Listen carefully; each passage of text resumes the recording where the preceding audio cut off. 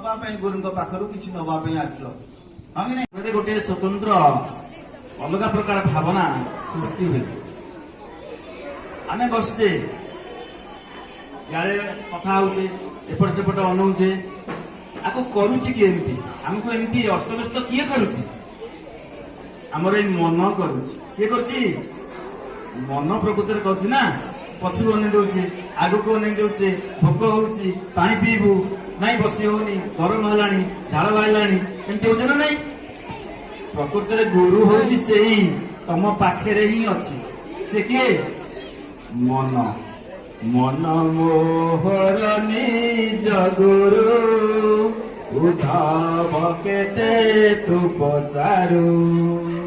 मन मोहर निज गुरु उधाव केते तू